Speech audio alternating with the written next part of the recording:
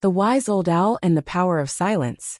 Once upon a time, deep in the heart of an ancient forest, there stood an enormous oak tree.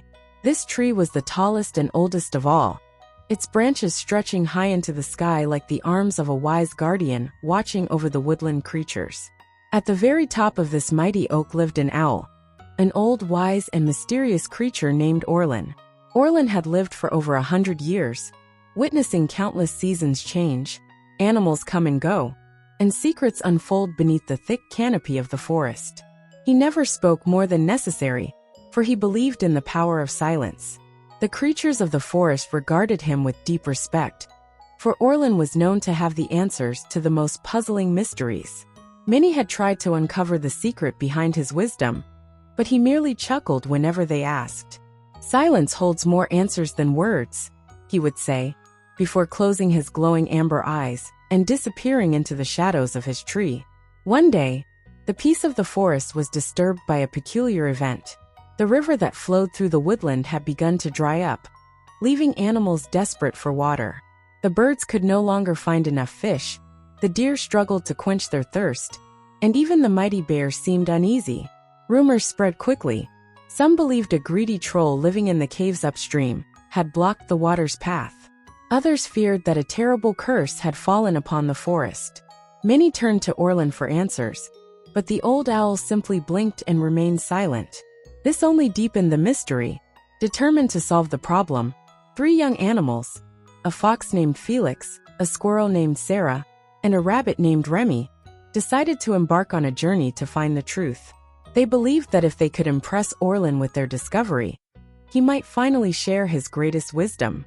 Felix, Sarah, and Remy followed the dried-up riverbed, searching for clues. Along the way, they encountered a chattering magpie named Moreau, who loved gossip more than anything.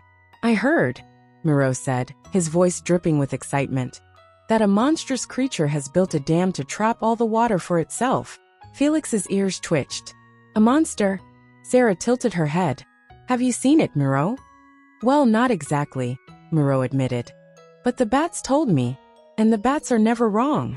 Unconvinced but curious, the 3 friends pressed on, climbing over fallen logs and dodging prickly bushes.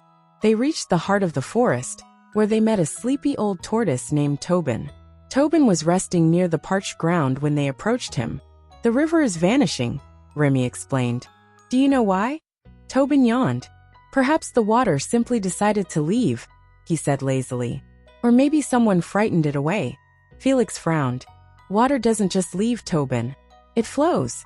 "Ah, but silence flows even when words stop," Tobin murmured before closing his eyes again. The 3 friends exchanged confused glances. "What does that even mean?" Sarah muttered. Determined not to let strange riddles distract them, they continued their journey. After hours of walking, they finally found something unusual: a pile of smooth, round stones stacked high against a narrow pass in the river. "A dam!" Felix exclaimed. "But this wasn't built by a monster," Sarah observed. "These stones are neatly arranged. Someone placed them here on purpose." Just then they heard a rustling sound. From behind a bush, a beaver named Baxter emerged, looking guilty. "You built this dam?" Remy asked. Baxter lowered his head. "I only wanted to make a safe home for my family. I didn't realize it would stop the water from flowing to the rest of the forest." Sarah sighed. "That explains everything." Felix, however, hesitated. "No, not everything. If the dam was the only problem, why didn't Orlin tell us?"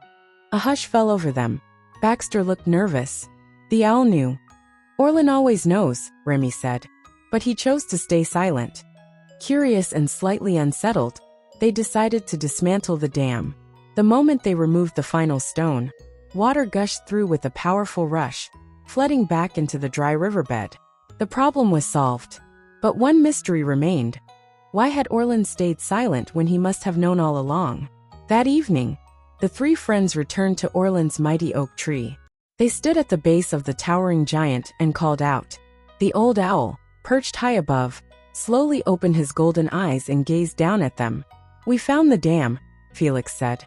"We solved the mystery. Did you?" Orlin's voice was calm, patient. Remy hesitated. "You knew about it, didn't you?" Orlin nodded. "I did." Sarah frowned. Then why didn't you tell us? The wise old owl blinked slowly. Would you have listened? The three young animals exchanged glances. You see, Orlin continued, if I had told you where to find the answer, you would have never learned to seek the truth yourselves. You would have never spoken to Moreau, Tobin, or Baxter. You would have never seen the power of your own curiosity. And most importantly, you would have never discovered that sometimes the best way to find answers is through silence and observation. Felix, Sarah, and Remy fell into deep thought.